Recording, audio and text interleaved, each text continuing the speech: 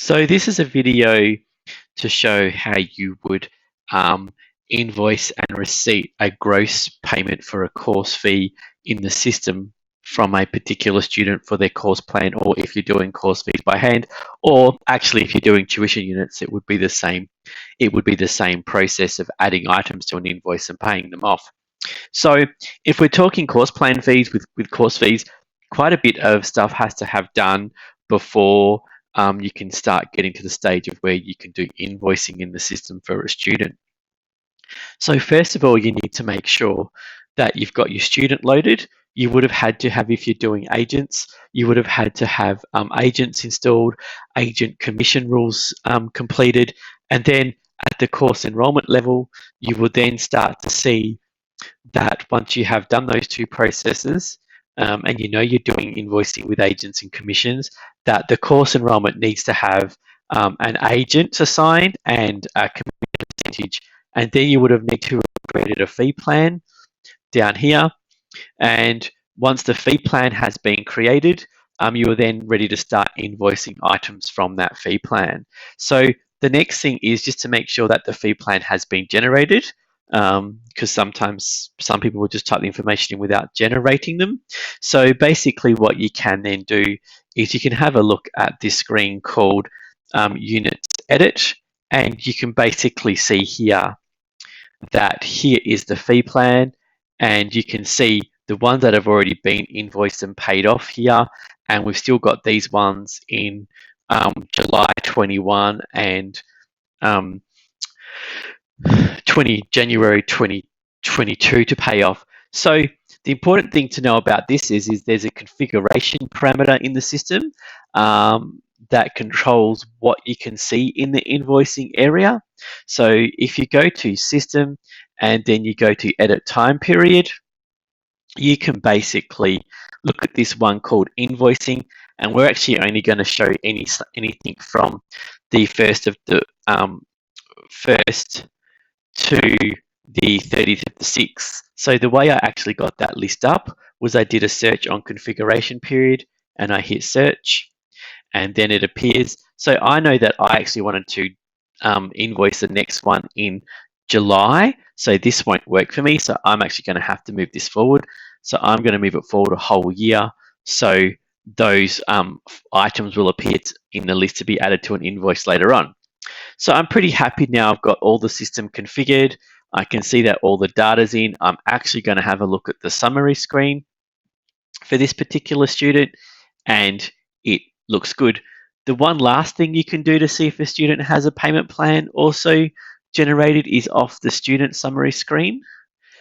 You can actually highlight over the institution and you'll see the details of their actual fee plan and when the next one's due.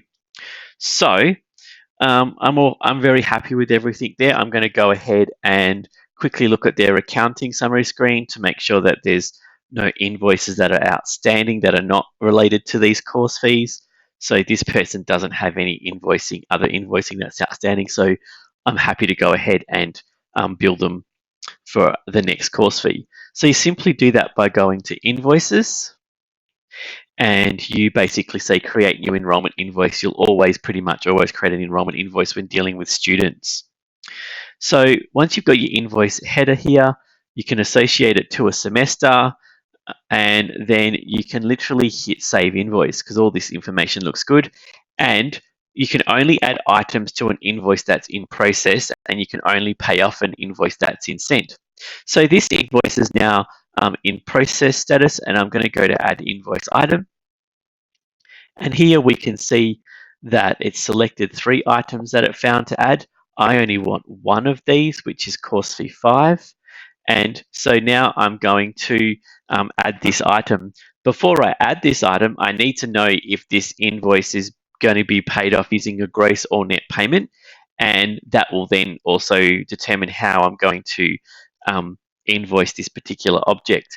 If I was going to be taking a net payment, which is a payment from an agent where commissions have been withheld, I would add the item with commission amounts. So you get negative line items on the invoice, so the amount you get from the agent then pays it off. But because this is a gross one, I'm just going to say add selected as items. So now we simply just get on our invoice an item with no negative line items because we're receiving this full amount from the student. So I'm pretty happy with that. It's all added nice. It looks good. I'm now going to do edit invoice, and I am now just going to put this one into send status. And because I like to make sure everything looks good, I'm now going to quickly go back to the summary screen, accounting summary, and I am going to then apply a payment to this invoice, and I'm going to say actions pay invoice because I can see it was outstanding and it all looks good. And here you can see there's a gross amount and a total amount and amount paid. So I'm going to create a new payment for this one. I'm going to say that the amount that was sent is also $7,000. If this was a net payment, this amount here would be the amount that you got from the agent, and the amount sent would be equal to the gross amount of this particular invoice, providing this payment is being the only one being applied. Otherwise, you have to adjust these numbers for part payments. So that now looks good. I'm now going to save this as a new payment once I say it's a customer payment and it came in via EFT.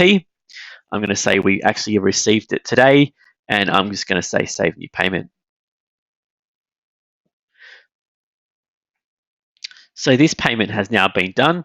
And as you come down here, you can now see that I can apply this payment to the invoice, simply apply it to the invoice.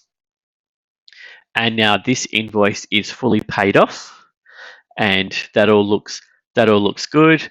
And now if we go back to the student summary screen, we will see that in the fee payment plan that this particular payment now has moved to the next fee is due from the 1st of the 7th, 21 to the 1st of the 1st, 22.